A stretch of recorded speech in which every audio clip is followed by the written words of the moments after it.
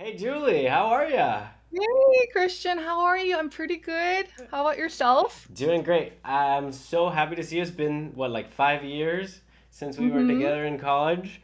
Um, I'm very excited to hear that you published a book. It's awesome. Yes, I have. Uh-huh. So why don't we start there? We have a lot to catch up on. What's the book about?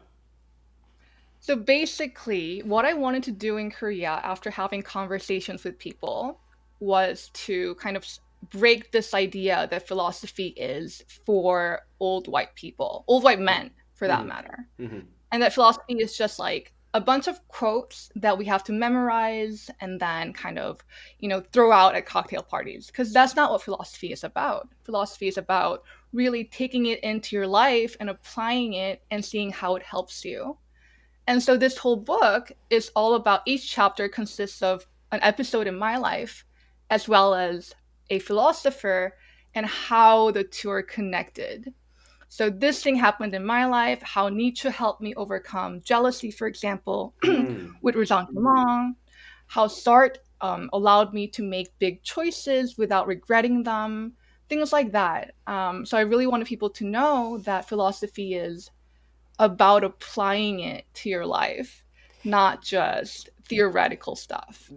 That's so cool. And so many layers of it are cool because not only do you have I like since I know you, you've always loved philosophy and sort of embodied philosophy, but you're also making it so personal, including your own life story, and making it in Mhm. Korea for like an audience that you're acquainted with, know well, can culturally resonate with. And I think that's awesome and is a great service to philosophy. And as a philosophy geek, I think we need more ambassadors like that. Um, so, okay, you mentioned Nietzsche, you mentioned Sartre. They're both pretty different. I'm sure there's others. Who else do you got to have a rough idea so that we can figure out who to talk about first or who to geek about first? Sure, Descartes is a big one. I love Oh, Descartes. Yeah, ooh, we interesting. Yeah, this conversation is gonna be great. Mhm, mhm. Searle is one. John Searle, John the Searle. yeah, huh? Yes, yes. So as Simpsons, we can geek out about that. Yep. But other less, I mean, they're all amazing philosophers, but So many. maybe lesser known to the public. Do you know Susan Wolf? Mm-mm. So she's a moral philosopher Hmm. who basically argued that meaning in life can be objective rather than subjective. Because people all, Hmm. tend to think, it's up to each person to determine what the meaning of life is. You know, what is for me meaningful is different from what is meaningful for you. But she argued, no, there are objective standards, and if you don't meet them, maybe your life isn't meaningful. Oh wow! So like a SAT for meaning, like you can standardize across people how meaningful somebody's life is, whether you're a third party observer or the person living it. Right. Exactly. That Wow. they're objective Oof, that's a values. big claim. And it really is. And I love her bold claim. And Yeah. that's one of the chapters in my book Oh, as that's well. awesome. That's Yeah. super cool. Do you got anybody else? So I have a bunch. Let me just check. Okay. So I have Socrates, Of course. Wittgenstein, Oh, Machiavelli, yeah. Marx, Mill, Uh-huh. Glover, Singer, Arendt, Beauvoir, Mm-hmm. Augustinus, Mm-hmm. Augustine, or yeah, Saint sure. Augustine. Augustine. Yeah, Yeah, yeah, yeah. yeah, that's it. All I right, have 15. that's an awesome lineup. That's a super cool lineup. Why don't Yeah, we start? Well, I don't know if we're gonna go Why don't we start with Searle? Just because we gotta get it over sure. with, and we gotta, yeah. Let's do it because we Uh, have to. Because we it's have it's we have to, it's and we sacrilegious gotta. not to. Yeah. Yeah, right, right, right. Yeah. So, John Searle, how has the Chinese room, um, say helped you in your life? Affected my life. Yeah. So that chapter is a little bit, I would say, like on the less personal side, in that I'm Yeah. not like it's not like I'm actually a machine and people are Uh-huh. discovering stuff about me. Should we maybe give That's what. some Chinese room context maybe for Okay. Okay. Sure. yeah you want to Okay. go for it? So there's this question of whether machines can think or have consciousness or think like humans do. and John Searle came up with this brilliant, perhaps one of the most famous thought experiments called the Chinese room, where do you want me to give the whole Sure. Yeah. Yeah. thought It's experiment? Okay, should be pretty quick. Yeah. sure. Okay, sure. So basically, imagine that there's a person in a room who doesn't know Chinese at all, but you feed into him all these syntax grammars of Chinese characters and how they can be put together to make coherent sentences. And the person in the room takes those grammar rules, syntax rules, and can produce actual Chinese sentences that other people outside the room that are actually Chinese can look at and interact with. And then, so other people outside the room would think that the person inside the room can speak Chinese and knows Chinese, but in reality, he doesn't know a single letter of Chinese. And that's what Searle is saying about machines, is that it can look as if machines can think and produce outputs like humans do, but in reality, it doesn't understand. It doesn't think like humans do. So that's what Searle was trying to put forth. Yeah. And it's crazy just how prescient that thought experiment is with the rise of ChatGPT and all these Exactly. LLMs. Hmm. Because and I've played a lot with these LLMs. It's uncanny. Like we've definitely achieved some new level of breakthrough that wasn't there 5 years ago. Um, but the idea is, even if even if it looks like a duck and sounds like a duck, it may not necessarily Right. be a duck.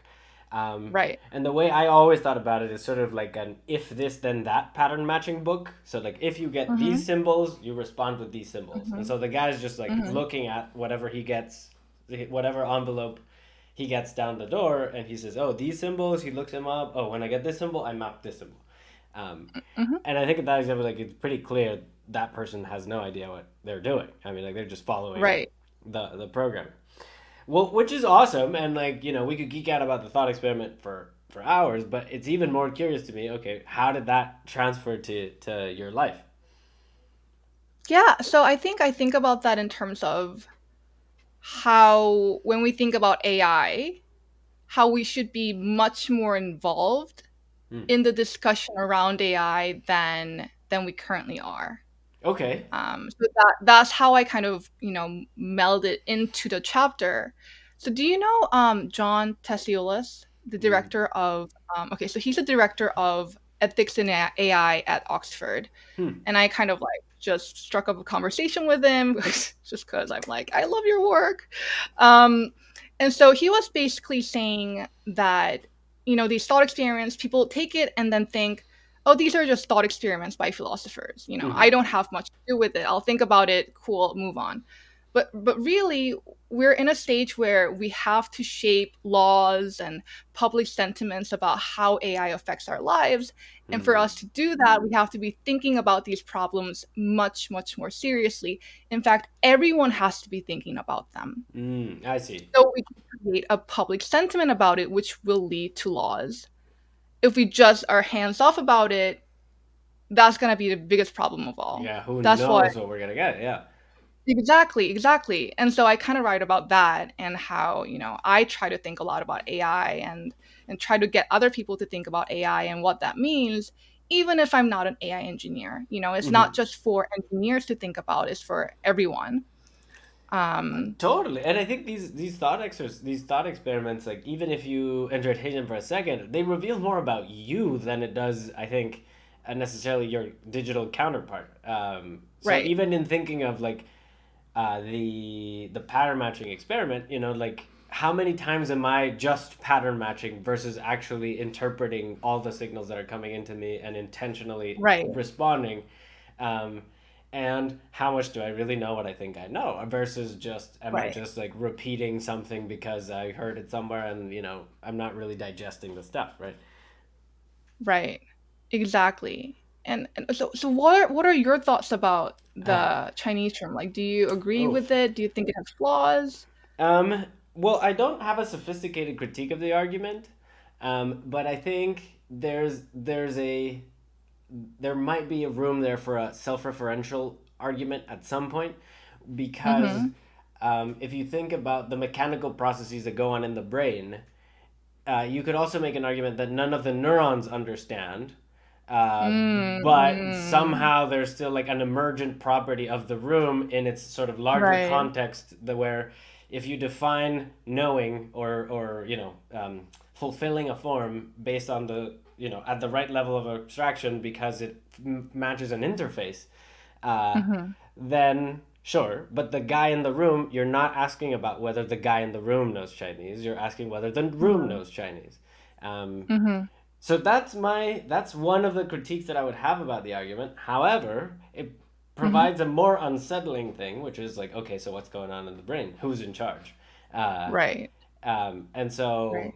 um, I don't know. I think that all these questions of machine intelligence, I think that are sort of like a longer, they're a delayed reckoning of the spookiness of information, just like theory of Mm-hmm. information, just per se.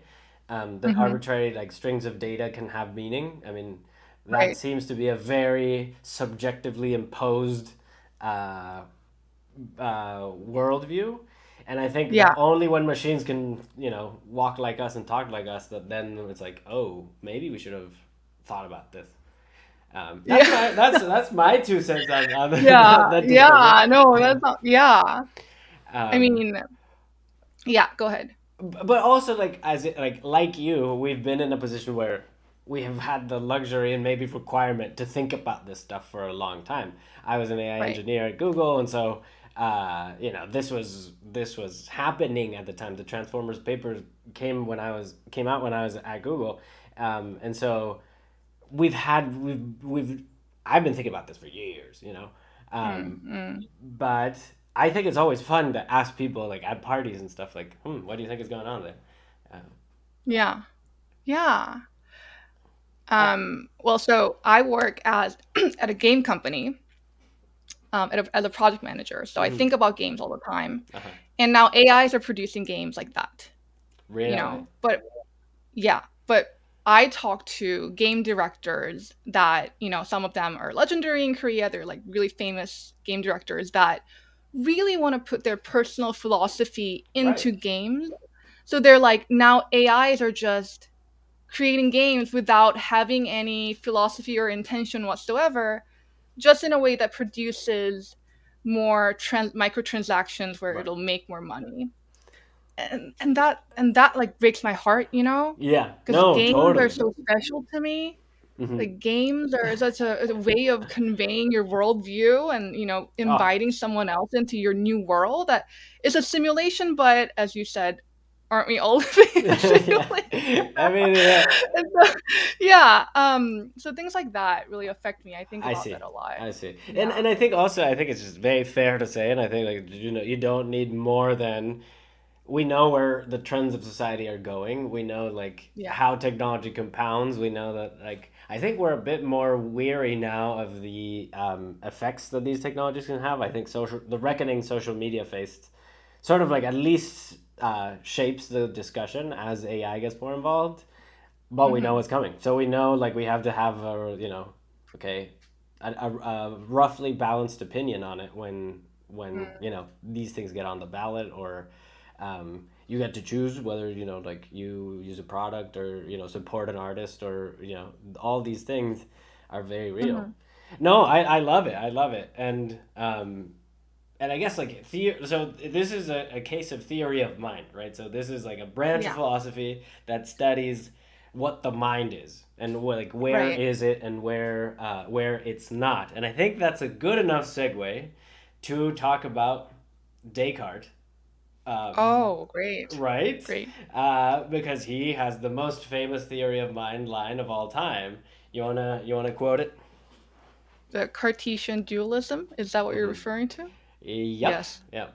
The Well, even before mind. dualism, I guess like I don't. I think. I think therefore I am right. Like the Oh, cogito ergo sum. yeah, Oh, yeah. Yeah. So let's begin there. yeah. Okay. There you go. Take it away. Yeah. Okay. So Descartes. So I once saw this funny joke. Okay. Um, it's like, what do you have in common when something doesn't work on your computer with Descartes. And it's, okay, should I tell you what the answer Yeah, is? please. You turn everything off and then on again. Wait, what? Okay, So, okay. oh, I I love love this that. joke. That's really good. That's so good. I love that joke because what Descartes does in the meditations is basically turning off all his beliefs and then seeing what he can turn on again step Hmm. by step. So Hmm. he goes, "Oh, like so right now I have no beliefs. Hmm. Can I have beliefs about things I see far away? No, obviously my sight can deceive me. Can I have, beliefs about what is right there in front of me, like the fact that I'm sitting here talking to Christian? No, because I could be dreaming." So he's turning off and on all these little beliefs and grouping them. But then the first thing that he is sure of is cogito ergo sum. And the reason being, so he was I can't summarize the whole meditations, but just Hmm. to recap the pertinent part, he was like, there could be, I'm assuming that there is a malevolent devil that kind of deceives me in everything. So I can see colors, but colors can be a deception. Shapes can be a deception. Anything can be a deception. But you know what just cannot logically be a deception? The fact that I am a thinking being. Like that cannot be a deception because I am doing, like, as soon as I think I'm not thinking, I'm thinking. Right. You can't turn it Yeah, off. You right, can't turn it off. exactly. Yeah. Exactly. So that's the first thing he's like, whoa, I found one. I found one belief that just can't be false. That I And can't be uncertain about. Yeah, and and that it's is amazing. it's so cool. I mean, like he Yeah. was like, it was a almost like I'm thinking of like trying to find, um, oh my God, have you read Angels and Demons, the book by Dan Brown? I have, but when it first came out though, so I don't Oh, remember all of it. well, Yeah. yeah, actually, I don't think I did either, but I really remember how they have, so they're looking for the bomb in the Vatican, and they know that the bomb is somewhere in the Vatican, but they don't know where, and they have Mm, security footage everywhere. And so what they do is they try and they take the power out mm, of the locations, to mm-hmm. see, I forget now what it was, but that's how essentially they take the power out and like say, okay, if nothing happens, like, the bomb is not there. Right. And so he's doing that, but like with the bomb of like thinking and being and like, Right. the act of knowing that we exist, um, Right. which is so cool. Exactly. And not just like on a, which seems fundamental enough, but then he goes out to, lay out the foundation for what it becomes modern thinking at the time. And Right. not till 100 years ago, 200 years ago, did it actually start getting, questioned. Um, Right. Right. so he sets the tone for what ends up becoming like embraced almost like by the Catholic Church, or by, like Right. all these like massively powerful institutions that are like, yeah, this is how we think the world works too. Um, why don't we talk about dualism, like in that matter? Sure. Dude, what are you? Are you a dualist? Oof. Well, there's a modern term now called non-dualist, which is not the Okay. same as the philosophical version. That is sort of, Uh-huh. oh, we can get into that. Like we could geek out about that one for hours. Yeah. Um, I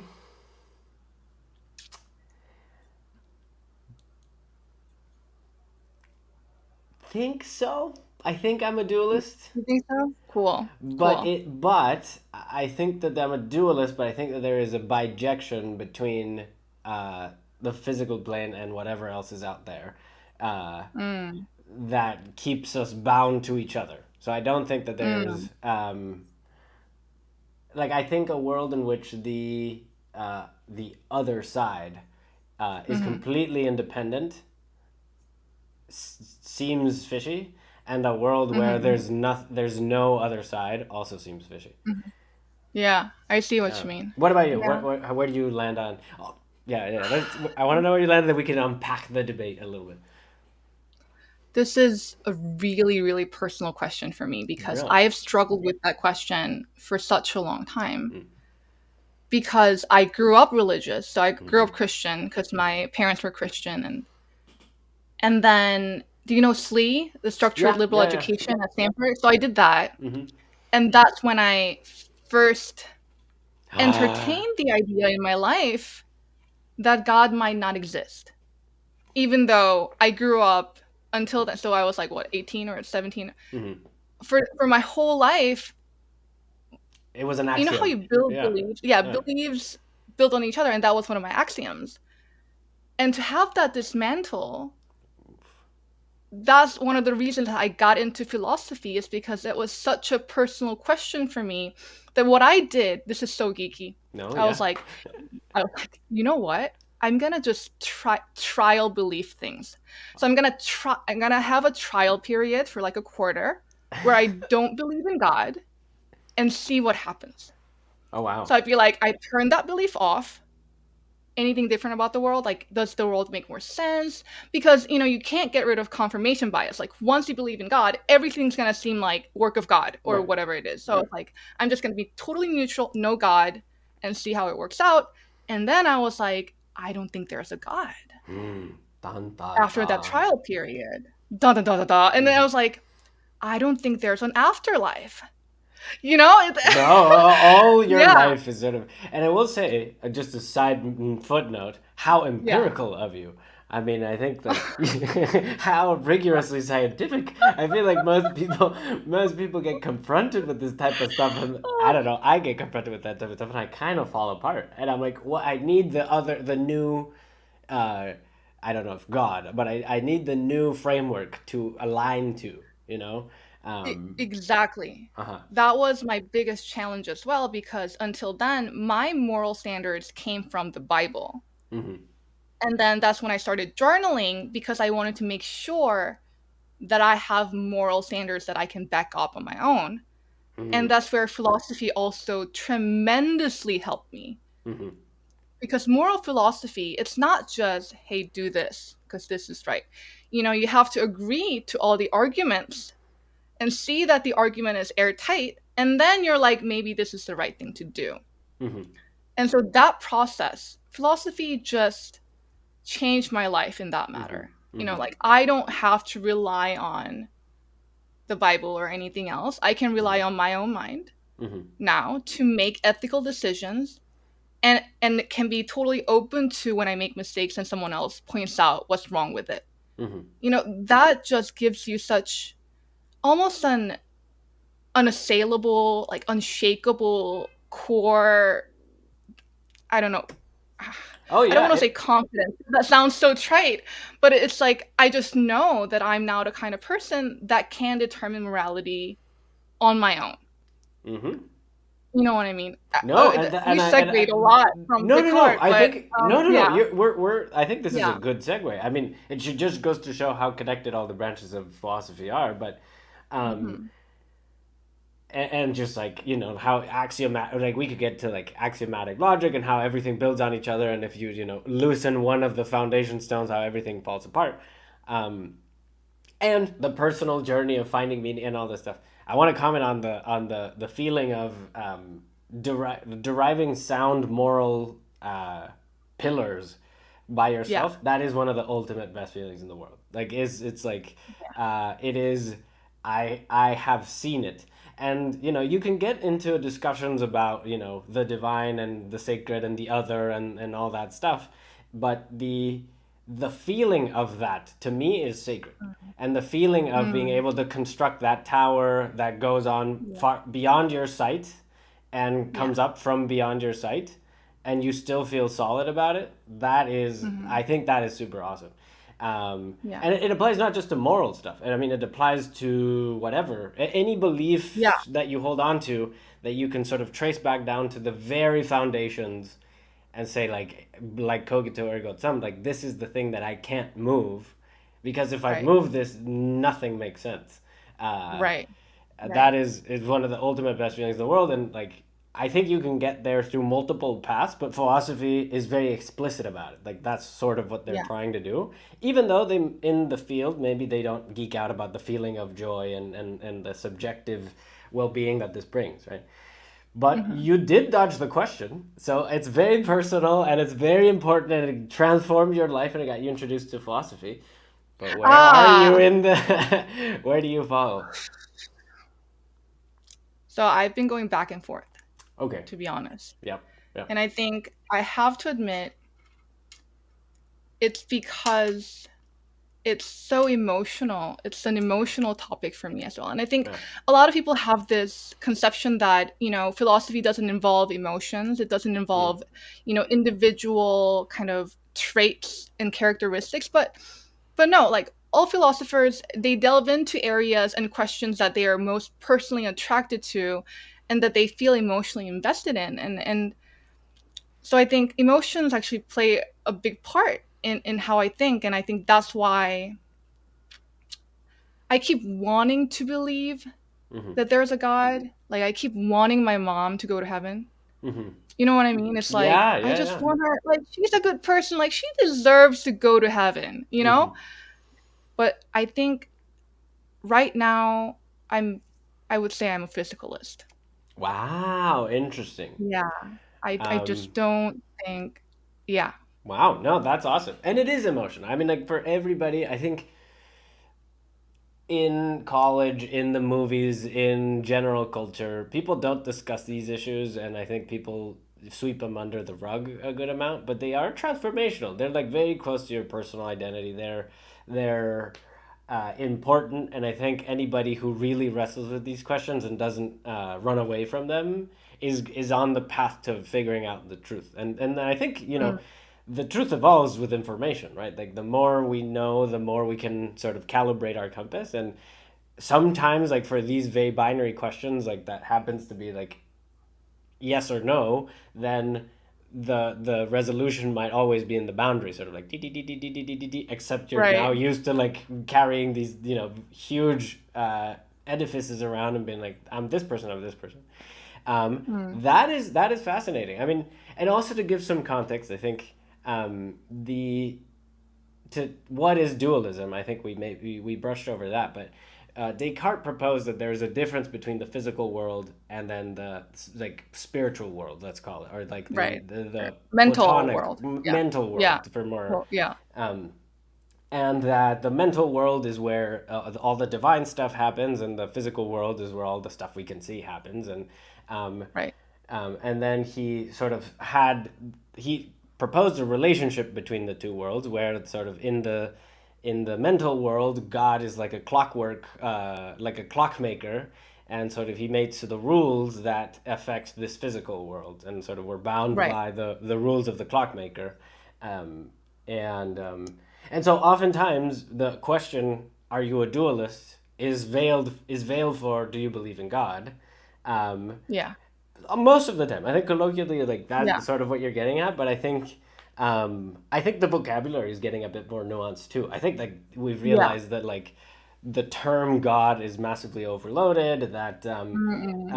That there's all these strains now of like panpsychism and like the world is Mm-mm. physical but it has consciousness, or like what Donald Hoffman is Mm-mm. saying, that like everything is conscious as like discrete entities of consciousness that are talking to each other. And so it's like different ways of looking at Yeah. it, Right. which I think is like symptomatic of the times that we're in.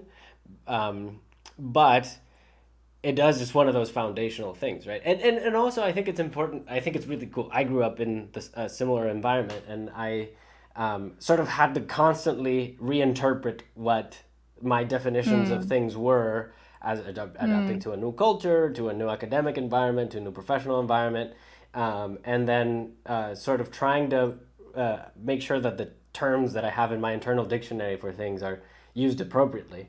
Um, Right. um, but so and I think it's cool that we both share that background, but I think the world also comes from like a historical background of a very Cartesian way of thinking to Mm-hmm. Mm-hmm. new stuff that like feels completely alien to somebody like Descartes, like all quantum stuff, panpsychism, all these things, right? Um, Mhm. well, nihilism and relativism and all these things that are like subjectivism, which are completely antithetical to Descartes. So the world comes from a Cartesian point of view and is sort of evolving to something else and is going through the transition, and the transition is pretty rocky. As you were describing it, Mm. it's like it literally mirrors somebody's journey of going from the world is perfectly transparent and clear and I know how everything works to wait a minute. Wait. mm. um, so that's cool. And so, how has that evolved with you? How has that, we could go through the moral argument, like, you deriving morality, or if it takes another form, we could go there too. How did that affect you? So, I don't know if this is one of the themes maybe in your book, or if this is a theme in any book, really, but morality just isn't as clear cut and simple as people think it is. Mm-hmm. It's because on TV we see all the time these characters where if they do something bad, there's always some sort of explanation for it, and later you're like, oh, that's why. Like people have to like the characters on TV, and so actually, where am I going with this? So what I'm saying is we don't really get to internalize the idea that moral decisions are incredibly complex, like a lot more complex than what other media tell us they are. Like, be a good person, make good decisions. And I think a big challenge for me as a philosopher comes from reconciling my moral principles and how other people react to that. That Interesting. So, like the social perception of your moral convictions. Right. And even so, like, to get really personal, like, so I just got out of a relationship, and it was like I tried to make really ethical moral decisions like throughout every step of the way, and it just wasn't reciprocated. Hmm. And it kind of got to a point where I felt like I knew how to get this person to reciprocate, or like I knew how to play this game of like I know how to get you to be more interested in me, or I know how to get you to be more attracted to me, or make things more interesting, but I just choose not to do that Hmm. because I don't think my morality has to be like incompatible Hmm. with with the relationship dynamic. Wow, this is and first of all, Julie, I appreciate the honesty and transparency because this is like the stuff that cuts to the core of what it is to be human, right? Like this is like Yeah. you're dealing with like extremely existential life stuff. Right. Um, Right. and I think you're very right. Like I think there's like so many layers of things from primal sensations to like secondary, third order sort of linguisticalization of those sensory inputs, and then the whole narrative that we build around it, and like the context that we're in, and sort of like the internal score that we keep. Like I did this 3 times before, you did it 2 times last time, and sort of like all that computation that is going on. Uh, Right. like the bad guy goes to jail, and we all feel good because he Right. deserves it. Or the bad guy in the movie dies, like, and we're all cheering because he deserves it. But then you're like, okay, but that's an unfair reduction of the moral complexity that informs these decisions. Um, no, you're right, and I appreciate your transparency. And like, so how did philosophy help you out in that situation? Philosophy just gives me the ability to not be shaken when it comes to decisions like that, because I know that what I'm doing is the right thing to do. Like I could, if someone treats me badly, I could ice them out, Mm-hmm. but Right. I just choose not to, because I can't rationally back that kind of decision up other than I feel like it, and Mm. if I act that way, that person's gonna I don't know, be more interested or something like that, Mm-hmm. which may be hard for you to understand because I know you're probably in a really healthy relationship, and I've it's seen not. I've had the experience Yeah, of seeing all of it. So yeah, I appreciate you sharing, and I well, first of all, I'm sorry that you were in that position, that you were even having to think about these things. I mean, like, and I appreciate. I mean, it's all the more incredible for me that we're having this conversation to hear how resilient you've been throughout all that, um, and using like the stuff that we geek out about to sort of hold you steady. Well, okay, let me right. challenge you a little bit. So, why do you Okay. have to be good? Why do I have to be good? Mm-hmm. Um, for me, once I lose that objective of trying to be good or a better person every day, that dismantles what I view as the ultimate meaning of my life. Hmm. That would completely wreck me. I see. Like once I lose that, I don't know who I am because that's such a strong pillar Mm-hmm. of my life that I write about every day, that I think about every day, that that it like I can't give a reason for why everyone has to be Mm. try to be good, but for me, I that like is the that. meaning of life. I like the Yeah. approach where it's not normative, where it's like not a Yeah. prescriptive morality. It's just like, hey, Yeah. if I don't have this as the foundation of my, castle, then I can't Mm. function. No, that's true. I think I'm in a similar place. I think the perfect triad of good, truth, and beauty are like at the very core of like the orientation. It's like what I try to align with all the time. Um, and I'm challenging because only recently have I developed the maturity to even contemplate the idea, right? Like, Mm. as you say, like, if you're somebody who defines yourself as being a good person, even entertaining the idea of not being that is terrifying. um, Yeah. which is in part what a lot of philosophers do. They contemplate terrifying ideas so that somebody else cannot have to imagine the unimaginable, right? um, Right. is this a good segue to talk about Nietzsche? Sure. Mm-hmm. Sure. uh, Great. all right. So I had the good fortune of talking a decent amount about Nietzsche with my last interview. Um, Oh, okay. so we talked about the death of God, and we talked about his sort of critique of philosophy up to his time. Um, but it is also very rare to hear somebody who says that Nietzsche, as so, has helped them out in their life, or like a story parallels their own. Right. What's that story about? So, up until Stanford, Mm-hmm. I didn't really know the feeling of envy. And then I got to Mm. Stanford. Boom! All these skills that I don't have. Exactly. Like I'm not the best at everything. Oh my god. And I struggled with that. I Yeah, struggled yeah. with just being taking classes with, hanging out with all these seeming geniuses. Um, and so I needed a way to deal with jealousy or envy, Hmm. and Nietzsche really, really helped me out in that regard. So Nietzsche has this term called ressentiment. Mm-hmm. He didn't make that term up. It's just a way of saying, like it's a kind of jealousy or envy where you want the other person to stop having what they have. Mm-hmm. So it's a really deep kind of envy. Mm-hmm.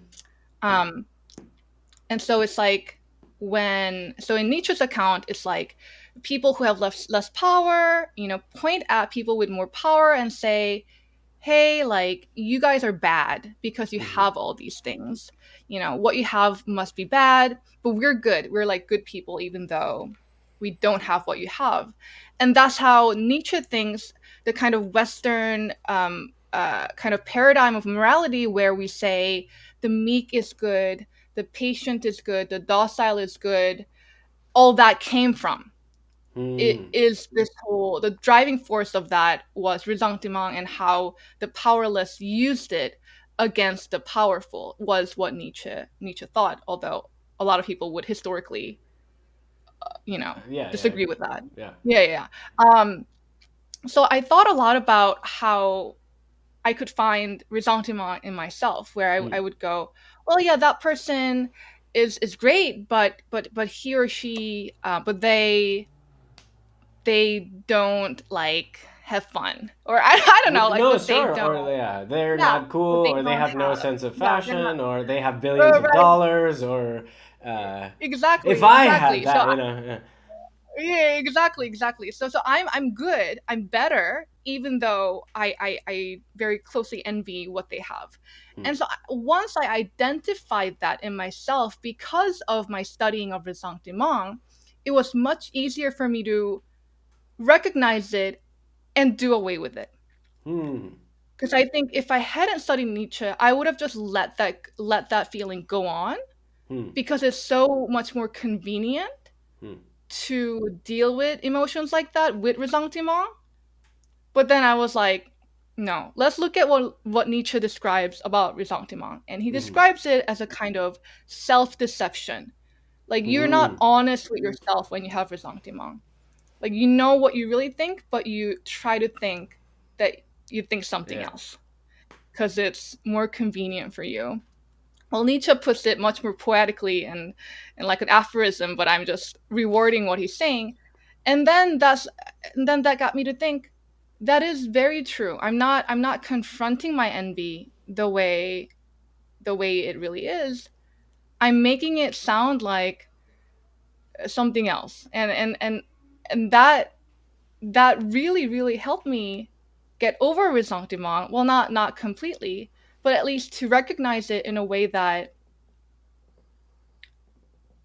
is honest for me, and where I can confront myself and see how I can turn that into a driving force rather than something that keeps me where I am. Hmm. I love that. Yeah. Yeah. It's Yeah. I think I agree. I think resentment is sort of like this limiting belief. It's like Mhm. you're right. It's this very disguised thing that is designed to keep you where you are. Right. I don't want to be shaken by new information that comes in, and so I'm just going to reject it and Right. moral virtue signal my own rejection of it to myself. Right. Uh, Right. Right. um, and I sympathize with that. I that's how I tend to operate too. I think um, it's too easy to win in the counterfactuals that don't exist, right? You can always imagine a Right. version of, you know, yourself that is different and better and, you know, would be perfect and would make all the right decisions. That's cool, but that's not the world that we live in. Um, and and to bring it back to the connection, like Nietzsche is the type of guy who will go and think, what if all our values are upside down? And he's the kind of guy who would be like, what if it all is a lie? And so that's a terrifying thought. It's a huge, it's a horror story, just engaging in that sort of like journey. Um, and so I think that's sort of where I was connecting it to. Is any other part of Nietzsche resonated with you, or is that mostly the That's the main story, but what you just brought up about Nietzsche's values being upside down reminds me of Socrates. Oh, I love this. I love this. Sure. Let's talk about the big guy. Let's talk Yeah. about that. So, Sure. well, this isn't in my book, but who Uh-huh. cares? So if you look at Plato's Republic, it Hmm. starts out by um, Socrates and Glaucon and Cephalus and Thrasymachus, all these people discussing what justice is. Like, what does it mean to be just? Hmm. And Socrates is just like, And just seeing. dismantling. Yeah. Yeah, emceeing, just being like, nah, that's wrong, that's wrong. And Thrasymachus is a sophist, and he brings forth this idea that this almost novel idea, like Nietzsche, where why do we have to be just? Hmm. Justice isn't a virtue. It's Ooh. better. It's better to be unjust. Hot It's take. Yeah, exactly. And to see Socrates kind of refute that is really, really interesting. Should we talk about Socrates a little, because his Yeah, approach to doing philosophy, uh, which started philosophy, and like the right. entire Western civilization is based on how this guy conducted himself. Um, like, do you want like how let's geek out about Socrates for a little, like Oh my God, I love yeah, Socrates. yeah, Oh. yeah. I want to be him. I literally want to be him, but yeah, yeah. Yeah. um, So, yeah, go ahead. So I think of Socrates, and obviously this is all like mythology on mythology on mythology of the hidden mystery originator of the Western way of thinking, right?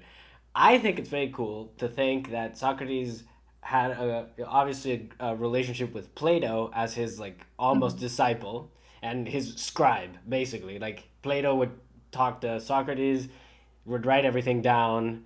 Socrates would berate him for writing things down. He'd be like, "Don't worry, this'll this'll be useful to somebody someday."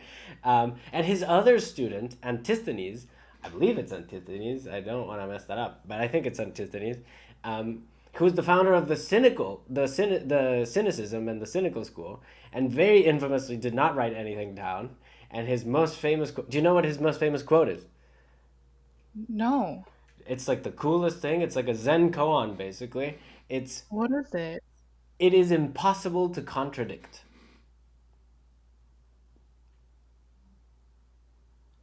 Huh. You see, that's what that phrase Yeah. does. That's what that phrase does. It's just like, wait, what? And he was famously of the belief that if you write anything down, it loses its meaning immediately, and sort of you have to have the oral person to person like transmission of this like of Socrates essentially to actually get it. Um, Hmm. so the teacher of both of these guys, super incredibly different, is this mysterious, like almost Joker like figure who walks about the high centers of power in Greece and talks shit about everybody. He doesn't have a problem like shooting people down. He'll talk to generals and call them idiots, but like in the most elegant and like classy way, where he's like sort of like it's almost like poking fun of, but also revealing like I know you so well that I can poke fun of you about this without you getting upset enough to kill me, and so that makes you think that I'm gonna think I'm really smart. And he's a genius. I mean, but so that's my geeking out, and so obviously when I start, I can't stop going. What's your read on the big guy? You know what I love about him is he's the guy that taught me to ask the big questions. And it reminds me of, just a moment ago when you challenged me with why Mm. should why should we be good? Mm-hmm. Questions like that throw people off, but we should be doing that much, much more often. And you should be getting at the core of someone else's argument because it's going to help them so tremendously in expanding their thinking. And that was kind of so when I came to Korea, I created this kind of philosophy community where I taught philosophy to people who were interested from all walks of life. And we would have discussions and people would have, various opinions, and I would imagine myself as Socrates and be like, what can I ask them? Mm. Um, Mm. in a way that would reveal their more core beliefs and get them to really think about why they hold these beliefs. Um, and it helped me tremendously in my teachings, and um, And how did people react? people actually really like it. So Mm. it's kind of like they're like, whoa, but then they really like it. They're like, huh. And then one of the things that I got for my reviews was I learned so much about what I don't know in this class and how much I think in an unclear way. And I was like, hooray, because that's exactly what I wanted to do. Is it wasn't about teaching them philosophy trivia per Mm. se, Mm. Like but to memorization, like facts memorization. yeah, Right. exactly, but to get them to think about where their thinking is unclear and where they can think more about the topics that we cover. So that's my personal kind of connection to Socrates, where he taught me how to teach, basically, and not even to teach, but just to have conversations with people that I know won't be like, get the fuck off, because What the hell are you talking because about? yeah, Right? yeah. No, and I think there's Yeah. like if you sort of like abstract away the time difference, the language difference, like the age difference, the social hierarchy difference, all of it. I think what Socrates does is just like, hey, I'm awake in here. Are you awake? Are you really awake? Are you Mm, really mm, awake? Are you actually awake? I'm mm, awake. I don't need to tell you, but I mm, am awake. I don't like. I'm not even gonna try to convince you. I know that I'm awake. Are you mm, awake? Are you actually? Oh, mm. really? Oh, did you think about this? Like, and so he Yeah. conveys this sort of like it's almost like this like I don't know how to describe this sensation that I've began to experience only very recently, maybe of the past year, of being able to connect with somebody who's like, you're awake, I'm awake for a second, and then you forget that you're awake and you go about doing your normal life and you're in the pattern matching sort of Chinese room version of life, and then every now and then you're like, oh, I'm awake. Are you awake? I'm awake. Let's do it. Let's Yeah. keep going. Um, but no, he's so cool, and I mean, it will ever forever be a disservice to try to encapsulate what he has done for Western civilization and the world at large. I mean, like so much of the world is built on what this guy sort of produced off the cuff. That it's incredible. Um, What you're describing about him, it's so apt, because he was called a gadfly during his time, in a pejorative way. Like, he's a gadfly. He doesn't what's a leave people gadfly? I alone, don't but know. Oh, just like a just like an gnat, just like annoying type of fly. Yeah, yeah, yeah, yeah, yeah. But I mean, we need gadflies, for yeah. our consciousness, for our how we think. And so, even though they meant it as a pejorative way, it was actually probably a compliment for Socrates to be called a gadfly and a corrupter of youth. Oh yeah, he was Yeah, killed. He was killed. Which is another mighty lesson. I don't know like what that says about the universe, but like, oh wow, we should learn from it. But actually, yeah. Julie, this gets me thinking. When you were saying it taught you how to teach, I before going to college, I had this very wrong notion about what it meant to philosophize. Mm, I grew up in a sort of like with the like I guess never explicitly said, but like just like culturally that philosophizing almost like matched with like sitting back and talking about our feelings about things. mm, Um, mm, and mm, it wasn't mm, until college where I took a philosophy class and I was like, this is mm, just as hard as computer science because it is mm, computer science that runs on humans that are checking that every line is logically consistent. They're attacking every line. So every line is like mhm, subject to the death penalty.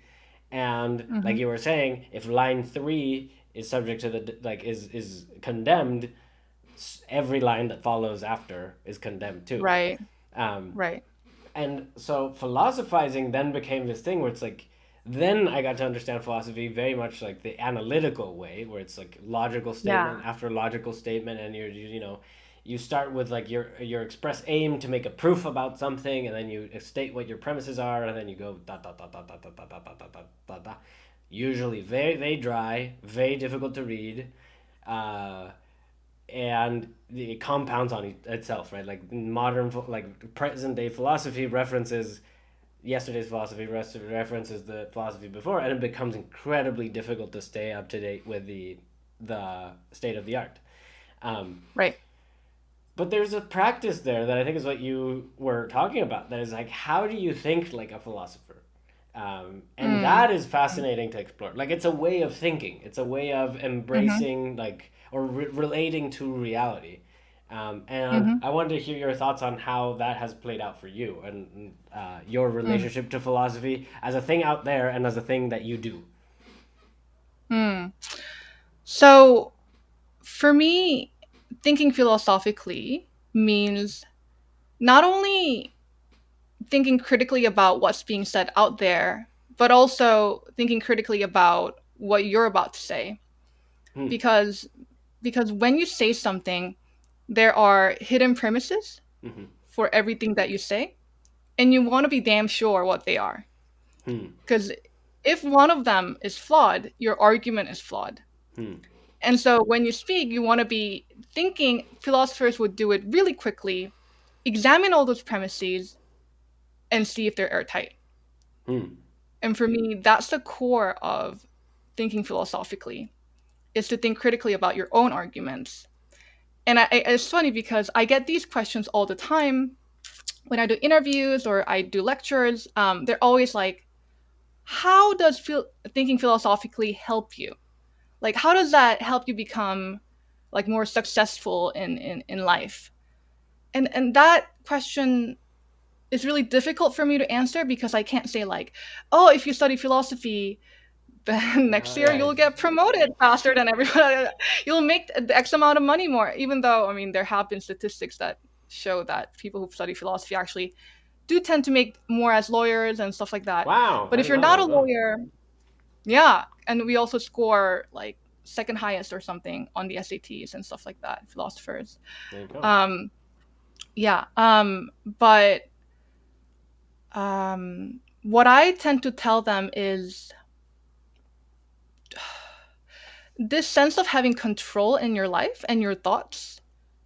It can't be contained within just that realm. It's gonna help you with your other aspects Goals. of life. Yeah. But I can't like prove that to them. I can't be like, here are why that's true. But the core of philosophy being critical thinking, creativity, but also being able to really, really digest what other people are saying. Hmm. Those things are going to help you no matter field you're in, what field you're in. Mm-hmm. And so that's how I try to answer that question whenever I get it. But I feel like to sell more books, I need to say it different. You're gonna, yeah. Philosophy, the key to $1 million, or yeah. Um. No, but our alums like Oh yeah, and what is his All the name? Simpsons rock stars Yeah, are. I have studied philosophy, and yeah. Reid Hoffman, Marisa Mayer. Um, Right. So Reid Hoffman actually wrote a blog post talking about how philosophy helped him do better in business. oh And wow, I'm there you like, go. here. There, check it Yeah, out. exactly. Yeah. um, no, it is cool, and I think I'm resonating with the part of you that said like, constantly doing that sort of mental body scan of your premises, because I Hmm. guess like when you speak, I mean that list of premises is gigantic. That's a lot of premises that you're sort of like Yeah. flaunting about without even realizing, um, and they are premises. They're the stuff that you take for granted. They're the things that you think are Right. true. But doing a sanity check on that building of, this idea is related to this idea is related to this idea is related to this idea. I don't know how I feel about this idea. This I'm like wobbly Mm, on, but mm, if I mm, say mm, yes, then it means this. If mm. I say no, it means that. And at the much later on, you have like, oh, the bridge can't be built because Right. this stone is a little wobbly. If the stone were a little like stronger, then we could bridge it all Yeah. together, you know? Um, and that castle is, I think, what sort of like defends you from the stuff in life that might blow you away, Mm, like the heavy, heavy right. personal stuff, the big life decision. I have to move across the world for a job that I'm not even sure, like all those things.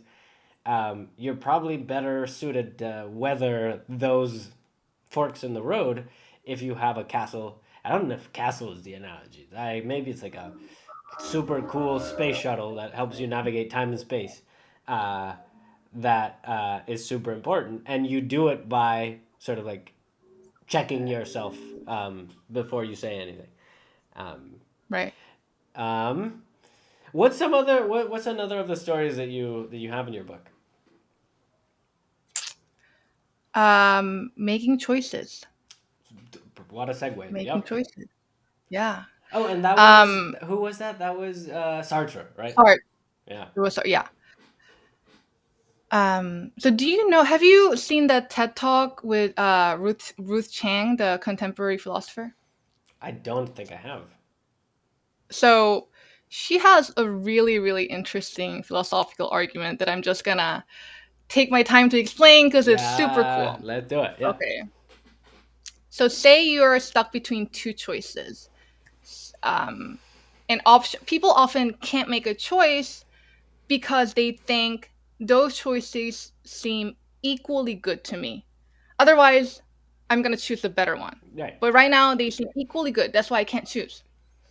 Um, and Ruth Chang says, no, you're wrong. There are no such thing as equally good choices, no matter what you think they are, because if theoretically the choices were actually equally good, if you added just $5 to one of the choices, then it would have to Obviously. automatically weigh there. But in reality, that won't happen. That's a Therefore, very funny argument. I'm trying to like picture it like a real life thing, you know. Do we move across the yeah, country? Do I like move back in with my, like, you know, oh, I just can't. $5 for one. Oh, it's obviously that one, you know. yeah, Oh, exactly. yeah, yeah, totally. Because it Yeah, was equally good, but now it's oh well, five yeah. more dollars. And so she's saying no, so they weren't equally good. So how we have to make choices, therefore, is to think about what kind of person each choice makes of us. Mm, So stop trying to be like which choice is better. mm. Instead, think what will each choice make of me?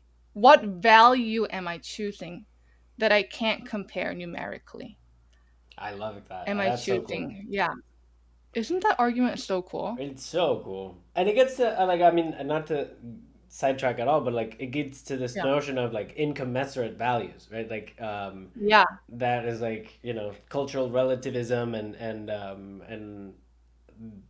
post death of God type of stuff. But like it gets to this idea that there are some values that we can't even measure on the same scale. They're not on the same planet. Right.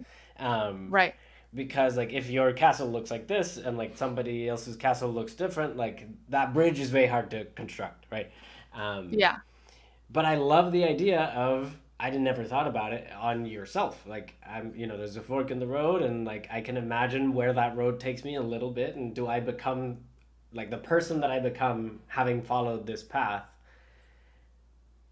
Is that the person that I want to be? Right. And what's Right. the personal story there? Like what was the example For Ruth? for you, when you For were me? using Sartre to make choices? And okay, so this is Ruth's argument. We didn't even get to Sartre. Oh yeah. Let me get to start first. Okay, sure. Okay, okay. So Sartre, this is a famous episode. You probably know about it. Sartre's disciple, one of his disciples, came to him and he was like, like I want to join the army, but my mom depends on me, um, as the only son because my brother died in the war. Mm-hmm. So what should I do? Because and then Sartre said basically, choose. That is, invent, Hmm. invent. Because and Sartre was saying, no amount of doctrines are gonna help you. The Mm-hmm. Christian doctrine won't help you because love your neighbor. Who's the neighbor? Your mom or your fellow countrymen? Compatriot, yeah. Exactly. And what the Kant's do not use other people as a means to your end. Like, who are you talking about? Like, it could be that. It could be this. These doctrines aren't gonna help you. You have to ultimately invent your choice. And that's the essence of Sartre's philosophy is essence or existence precedes essence. Mm-hmm. You know, you're not born into existence with an essence predetermined. You get to make your essence after you're born. Mm-hmm. So each choice you make is an invention of yourself and your choices. Mm-hmm. And that really struck me because when I was in the States and I was, I was like making good money, I was like thinking about going to law school, blah, blah, blah. But then I was seriously contemplating, like my family was not in a really good place at the time. And like no one was like, oh, Julie, like come back to Korea. But I was like, do I want to, go back to Korea and be with my family and do that? Or do I want to like keep pursuing a kind of a what seems like a set career path for me in the States? Mm-hmm. Um, and I chose to come back to Korea, which had a lot of pros and cons, and which led me to where I am right now. But but I think if I had thought about it the way I had thought about it all my life without Sartre, which is my essence precedes my existence, meaning I know that there are answers for my life. Like my goal is to be more successful, and that's the answer that I have to kind Mm. of chase after. Then I think I would have stayed in the States. Hmm. But I think Sartre really helped me realize what it means to create values for myself instead of just going with the momentum of chasing success over everything else. Mm-hmm. And so I chose family Mm-hmm. and kind of, and it's a decision that brought me closer to my family more than ever. And sorry, I'm getting a little emotional, but and it's brought me a lot of difficulties adjusting back to Korea, but I don't regret it because I know that there was no such thing as a better choice that I could have made. It was it was a choice that gives me full responsibility because that's a person that I chose myself to be. Um, yeah, and And that's amazing because like doing making those kind of decisions requires like this courage of um I don't know. I felt the same idea of like being in this like funnel almost of like this is what you're supposed to do and this is what you're gonna do and this is right. what the future this is like the archetype of what success and like making it looks like. Um and and then redefining your relationship to that, right? I think it like it's not necessary. I think like if you approach it in a sense of like complete rejection, that also has problems. But I think if you can Right. reorganize your relationship with that and knowing how much of that was intentional, how much of that was just you just like built because it was floating around, um, and but you need to have the fortitude to then say like, okay, this is my new relationship and this is like what I'm gonna align myself with.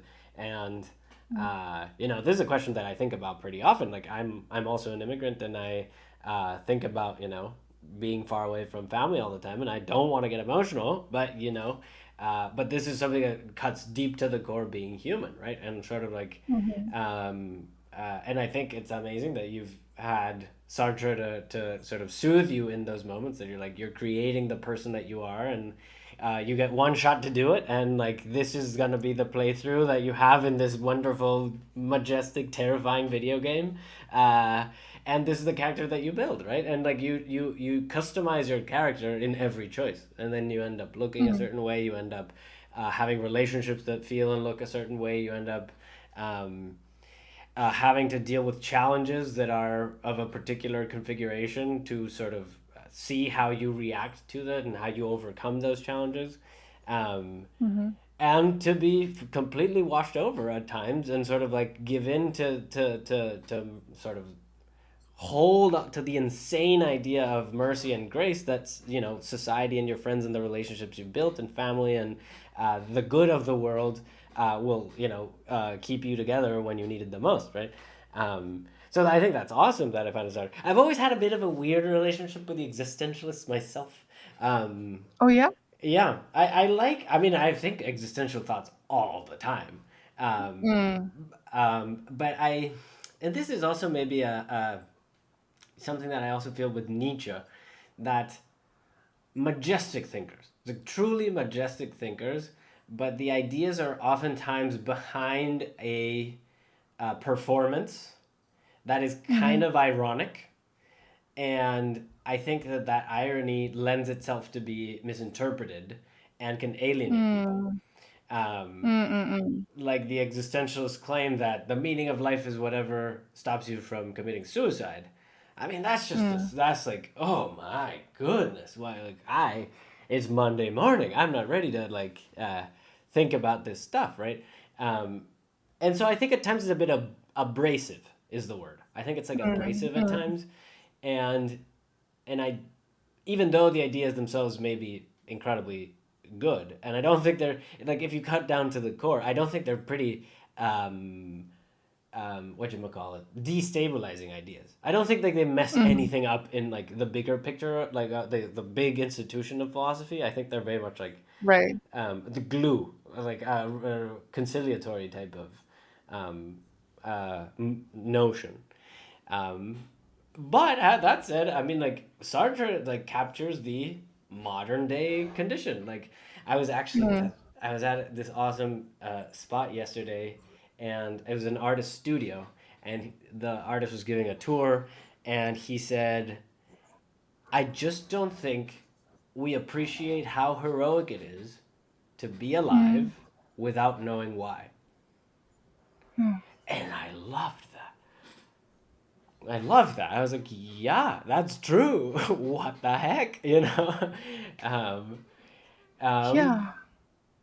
but I don't know. Like, it's so cool to talk about these things because they come up every minute, in my opinion. Like, they come up, I don't know, very Yeah. often. I'm like, I don't want to brush my teeth. I just don't feel Mm. like brushing my teeth. I don't want. Can I just not? Can I just not? What? And every time I have to decide, am I the person that doesn't brush their teeth or am I the person that brushes their teeth? You know, and Mm. in the long run, the average of how I get used to making that choice is the person that I am. Mm. Back to the idea of inventing yourself and whatnot. Um, Wait, are you afraid of death, Christian? Less so now than I was a year ago. Why? Um, well, because I think I had to confront death in a way through the pandemic. I mean, I Mm. indirectly it was just in the air all the time, and I was thinking like, oh my gosh, I'm so inadequate. Like if the power lines go out, if the food services, if the food systems fall short, like I'm not in a like I don't feel competent enough to survive uh, the good old like in caveman days, you know. And I really am terrified of what society of how society will react if these things that we take for granted are suddenly challenged.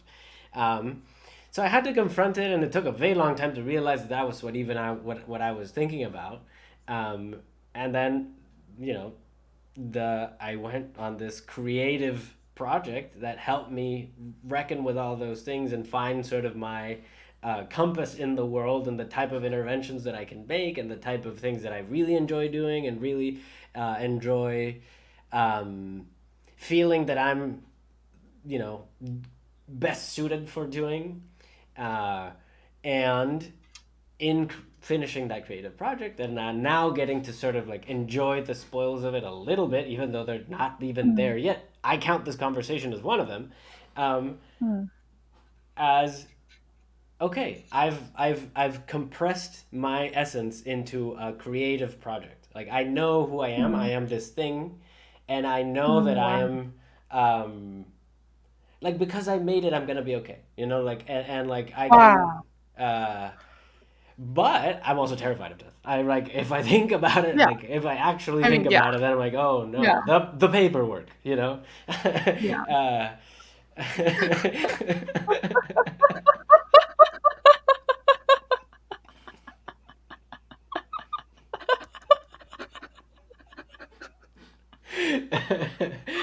Oh. what about you? What do you think about death? You know what? This may There's this argument that I really like about death. I can't remember the name of the philosopher that is one of the Epicureans, basically. Mm-hmm. Lucretius or something like that, and it's called the mirror argument. And he goes, think about before when you were born, which is an exact mirror of what's going to happen to after you die. It's the mirror. Are you scared of, did you not like it before you were born? Was it Oh, yeah, yeah, was yeah. it anything bad? Yeah. And it's a poetic way of saying you become nothing, so you don't feel anything. But that struck me. Like, yeah, there was a time when I wasn't born. It's gonna be the exact same as after I die. Mm-hmm. Maybe I'm more okay with it than I thought. And I know Mm-hmm. this sounds almost like a lie, but I think I'm really not that afraid of it. In the sense that I'm afraid of like the impending, like if I get into an accident or something, like Mm-hmm. it's gonna be terrifying like up to that moment. But death itself, you know, not so much. That's awesome. I mean, that's the ultimate Yeah. superpower. Like that is, well, I'm torn. I'm torn. I don't know which is the ultimate superpower, unafraid of death or unafraid of suffering. Uh, I think being unafraid of death is much easier so much easier. because So much easier. so much easier because no one knows what death is like, but everyone knows what suffering is like. Right. It's much easier to be okay with what you don't know, and then to be okay with what you already know is painful. Yeah. Yeah. Um, but it is a recent thing for me. I feel like I've been undergoing this journey of like really trying to internalize my own philosophy and like really put it to the test and Mm. distill it into something that is something that I'm proud of. And Mm. the going through that exercise, which like it's a recurring thing you have to do repeatedly all the time. I think that strengthens the sensitivity. The I don't know if sensitivity is the word. The um, yeah, sensitivity to these thoughts, like thoughts of Mm. um, the scarier things in life, right? And it's back to the idea of Mm. philosophy. Like a lot of metaphysical, like discussions and stuff are, what is out there? What came before? Mm. What comes next? Have we been here Mm. before? Uh, in one way or another. What the afterlife looks like. Um, what are the forces that inform the physics of the world? Um, Mm. and what's your read on metaphysics? What's my read on Yeah, where metaphysics? are you at with it? Like, Mm, can you give me a more specific question? sure. Um, I also want to be mindful of time because we're at an Yeah. hour and we started late, so I don't want to go over too much. Um, how are you on time? Just Yeah. first of all. I'm fine Oh, okay, with cool, time. cool, Yeah. perfect. Then maybe we can talk about this and see what we end with. And cool. My Yeah. question is, how do you think we should reason about the forces or the physics that inform the physics that we experience? Or maybe, Mm. how should we approach the question, where do the laws of physics exist? Like, where are they? Mm. Hmm.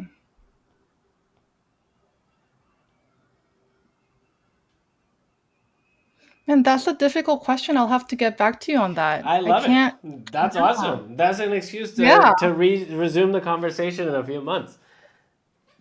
Yeah. Yeah, this is great. Um, I had been shying away from the question for a very long time. And I don't know if I have an answer about it. I think a lot of it is just utilitarian. It's just like Mm. we should inform our, like, sort of suspend unfalsifiability for Hmm. utilitarian purposes without necessarily being against any of the purely rational arguments that exist in our world, right? Um, Mm. so I could see, for instance, um, it's not even a controversial thing, but like the principle that everything is intelligible, that the universe makes sense, that you can make predictions, and Mhm. like we can have a conversation where the patterns in my neurons are firing through the Bluetooth and going to my computer and then going through space to satellites and wires under the thing and get reinterpreted in your brain. Like that is incredible, Mhm. and it's intelligible, and there's an order to it, and it's somehow apparent to us that there's an order to it, and so I think it's a helpful thing to just hold the belief that um, the organizing principle of the universe may extend beyond our sensory limitations or perceptual limitations um, lie. Like, so that, for Mhm. example, if the universe is organized in the way that we can understand it now, if we peek past Planck length and Planck distance, we'll probably find intelligibility there, even though we know we can't pierce that. Like, we know that we can't go past it. Mhm. um, Mhm. so that type of stuff, I mean, is very bare bones, but Mhm. I've found it helpful to believe that the organization is a fundamental feature of the universe, um, Mhm. and it kind of cool what like you get by allowing that, right? Um, Mhm. but anyway, I'm excited to hear what you think, or like what the processing is in a few months. What else? What else is new, Julie? What other aspects of philosophy have you been? Maybe one more, and then we can call it. What's another aspect of philosophy that you've One been? more. Yeah, Mm, let's talk about the simulation thing. love it. Let's do it. Yeah, love it. So I read David Chalmers' book, Reality Plus, I haven't read it yet. Oh and my from gosh, yeah. basically, if I had to summarize his whole complex philosophical argument, we're probably living in a simulation. And he goes on to argue all different ways on that. And man, man, is it annoying when you wanna deny the conclusion of an argument that you can't, but you Mm, can't, um, peek holes, in them. That like I'm more and more convinced by that argument that we're probably living in a simulation, and there's probably a simulator of us out there. mm-hmm. What do you think about that argument? Just kind of. I mean, like, I think it's pretty convincing. I think it's hard to Yeah. like. Well, it goes down to like layers of interpretation. I think it's Yeah. probably true. I Yeah. think in a utilitarian point of view, it is also kind of impractical to reason around that. Like it's Hmm. oftentimes not that useful to know that I'm in a simulation when I have bills due, or when I have a promotion that I'm looking for, or when I have Right. like a relationship that I'm trying to, like when, it doesn't make our experience of it any less real. Uh, like we don't have anything else. Like we have nothing else to compare it to. Yeah. But I also think that it's a little exciting. I think it's like Yeah. actually a little exciting because if it is a simulation, no matter how sophisticated, um, Yeah. the simulation is probably hackable. Like you could probably, Huh. like we could be inventing some really cool stuff that takes advantage of the fact that we're in a simulation, and we can glitch the simulation to serve our own purposes, right? And then it gets you Mm. thinking about like if we are a simulation, what is the point? What is being Right. simulated? Um, is somebody trying to relive my life? Is somebody trying to Mm. understand who I was? Is this like my great great great grandson that's trying to doing a high school project about his great great great great grandfather? Um, Mm. then it gets kind of exciting. Then you're like, oh, wait a minute. If it is a simulation, who am I performing for? Uh, Yeah. And that I think is kind of cool too. Um, so even though it's impractical for most of the day to day stuff, I think when those moments when we do have the "Whew, let's think about life, then you're like, what are the limits really? You know, what are the because if it is true, and this is a kind of exciting, if scientific thinking and philosophy and AI and all this stuff are leading us to believe that this is indeed a construct, I don't know of a perfect construct. What the point is. Yeah. Do you know Robert Nozick's pleasure machine experiment? No, no, no. Can I hear it? Okay, let me tell you about it. It's really interesting. So basically, there's a machine, and you sign a contract saying you're going to be in that for, I don't know, 10 years at a time. You come back out, you step in it or not. And what it does is you go in there, just lie there, but it's going to feed you a simulation of your best hopes and dreams that you've ever had Mm. in your life. So Dream maybe you'll be a Kevin. rock Yeah, yeah. star. Yeah, touring around the world. And it's so interesting what people's answers are for whether you will step into that machine or not. It says so much about that person, I think. Hmm.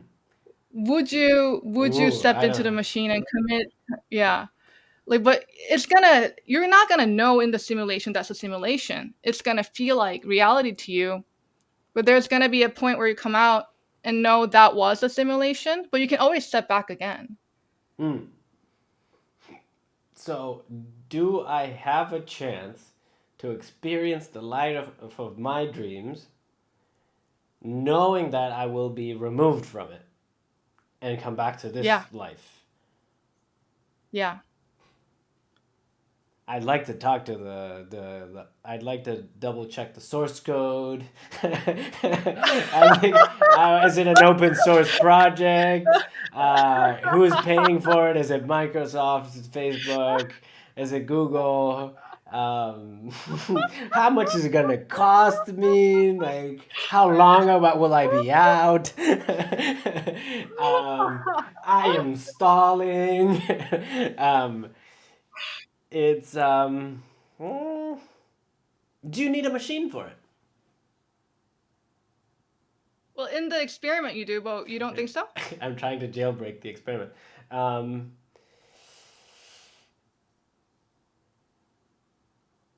I personally wouldn't. Is my answer.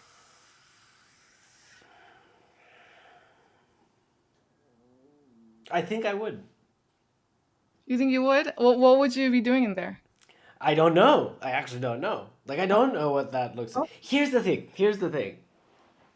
I think I would be right here. oh man, that is deep.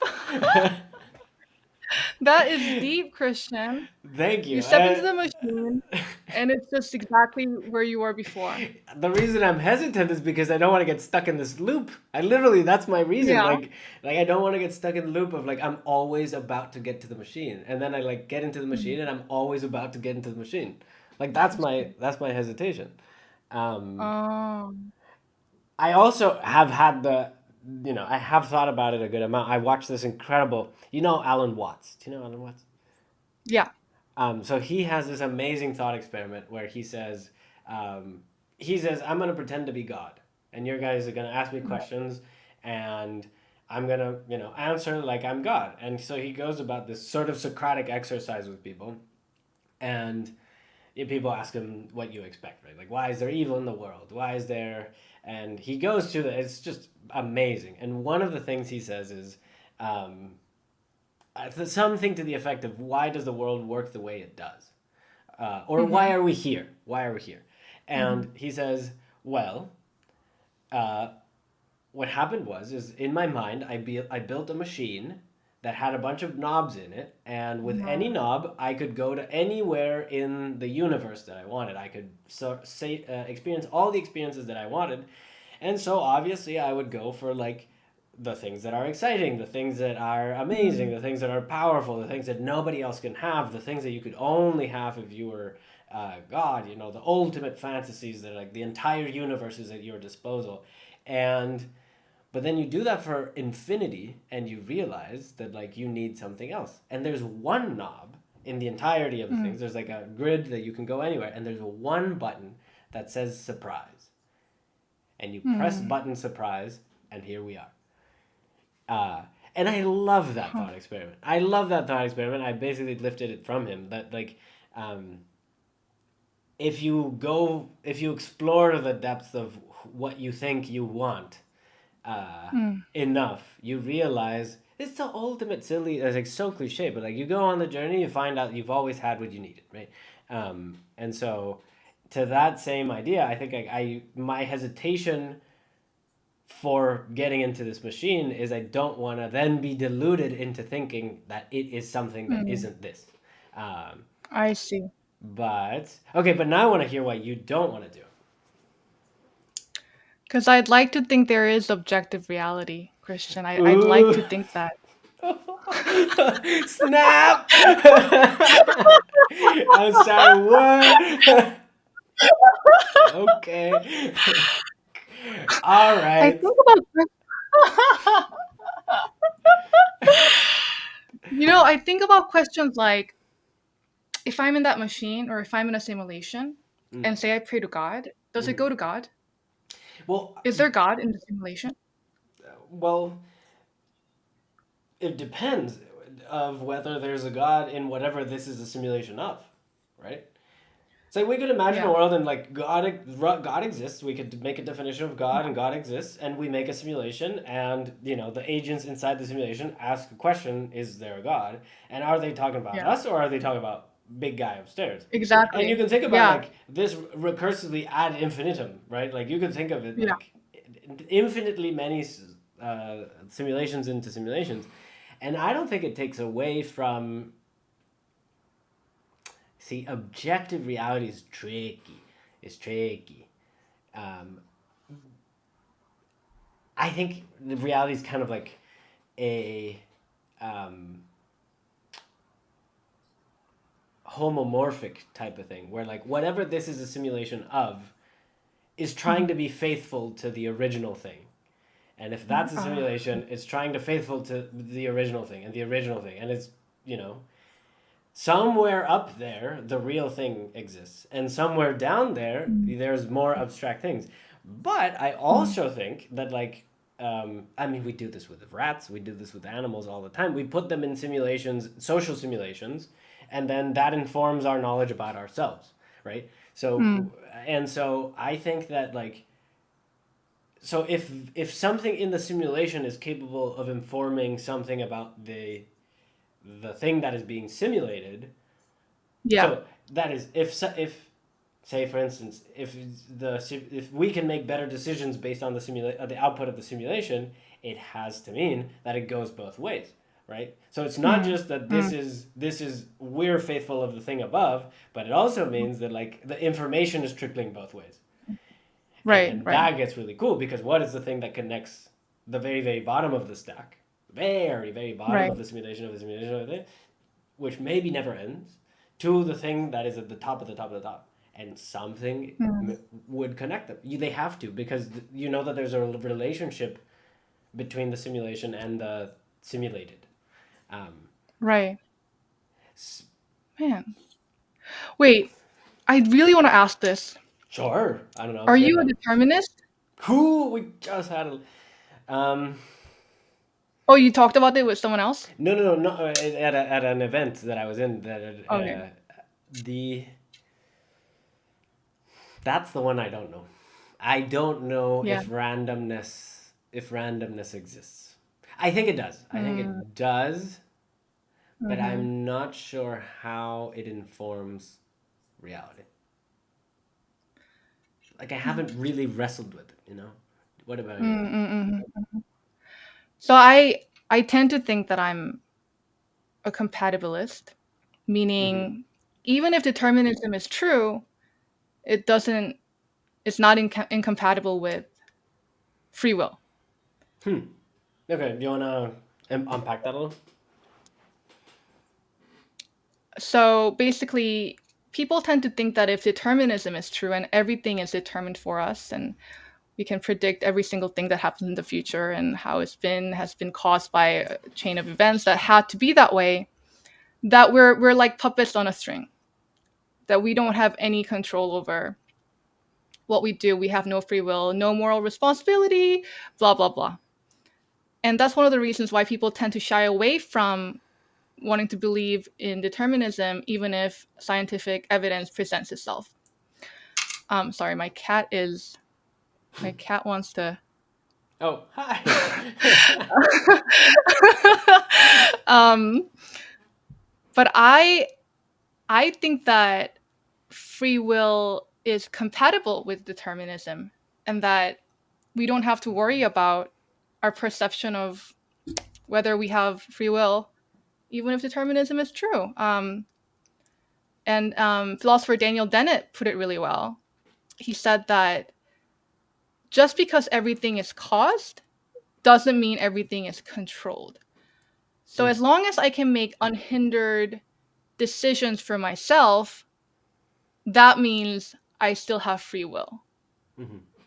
And I tend to be on his camp. Mm-hmm. And I like talking to people about whether they think there are any flaws in that argument, I stuff like subscribe. that. I subscribe to that. I mean, I think that there's this tension between free will and moral philosophy, where if it's all determined, then why should you punish somebody for what they did if they were just doing what it was inevitable. I think back to you. I think they're compatible in the idea that even though the laws of physics tend to appear to be clockwork like, um, that you still are better off in a society if you have incentives for people to align themselves with pro-social behaviors, right? Mm, mm, And so you are more likely to have uh, people that behave better if society is organized around good behavior, as opposed to mm, not organized around anything. I'm not sure if you get a mm, society that can bind if it doesn't align with the concept of good. I don't think you're very much aligned mm, with the idea of a person. Like I think very few people actually think of themselves as bad people. Like mm, mm. there's a few, I'm sure, but I think Yeah. most people, and probably the greatest war criminals of all time, thought they were doing the right thing, um, Hmm. and but I've always thought that that relationship was a bit like it's like an excuse, like it's like, Yeah. oh, so if it's all deterministic, then you have to surrender something. And I'm like, not really. Like it's does even if it's deterministic, like we know that even if it's uh, computational, it doesn't mean that we can compute it. Like the Right. complexity may escape our ability to reason around it, and so Right. even if it's like deterministic, algorithmic, a step by step process, like it just can't be determined beforehand, and so then you're utilitarian, like pragmatically you have to figure it out anyway. Like you have to be right. Exactly. Yeah. Exactly. Exactly. Um, so I'm with you 100% on that. Like to the question of do we actually have free will? Um, I don't know. I think it's helpful to think that I have free will. Like Mm, as a person in the world. I think if I think that I don't have free will, then it's easy to foster resentment, mm, and I'm the victim of the simulation, and I'm like mm, subject to the whims of the gods and the universe, and like, um, and um, so I think it's helpful to believe that I have free will, but I also think I don't want to surrender the idea that cause and effect are very tightly coupled, uh, mm. and but it's also like really weird when you get to like advances in modern science and they're like, turns out maybe not, Yeah. uh, and whoa, now I had a thought that maybe one of the glitches in the simulation that we found is that tension between quantum physics and relativity, right? Like these math can't, get along with itself. Mm, And so like, oh wait, this might be something, like we're on to something here. And I don't know if we've thought about it like that. It's always been like trying to reconcile it, and I think, wait a minute, what are the other possibilities here? But that is just a digression. Julie, any final words for anybody listening who's like, I think I got what philosophy is? Like, any other words of From our encouragement? conversation, Yeah, yeah. we've covered all of philosophy. We cracked it. We cracked the We code. basically figured it out, right? Like Yeah, we did yeah, it. Oh yeah, the meaning yeah. of We did life. it. No one has Yeah, to study philosophy ever we've again. done it. Just watch this video. Just watch this video, and yeah, buy this book. Um, so I am going to focus a lot more on my YouTube channel, Philosopher Julie. Mm-hmm. So I would like everyone listening to this to check that channel out. Even though it had been dormant for a couple months so far, I am getting back into it. And also, in terms of stepping into philosophy, I think a lot of people tend to make the mistake of, I don't need any material to start philosophy, but that's just not true. You want to Mm. absorb how other philosophers have thought, not because you want to copycat them, but because you want to learn different methods of how thoughts are structured and how philosophical creativity manifests itself. So I would suggest starting with any of the books or philosophers that we've mentioned in this talk. It could be On the Genealogy of Morals, it could Hmm. be Plato's Republic, and really kind of absorbing for yourself what the arguments there are and how they're presented if people want to begin studying philosophy. Yeah, and there's so much good material out there, and good luck, everyone. Don't think too much about the monsters under the bed. No, that's awesome, Julie. Thank you so much for your time. I'm excited for our next conversation. We didn't even get to talk about aesthetics, but hopefully we can talk about I that know. next time. And Mhm. I forget what that thread was, but we also have to come back to it. This has been Yeah, great. This has been awesome. I'm really glad we did this. amazing. All right. I'm Thank really you. thank you so much. All right. See you All next right, time. bye, Christian. Bye.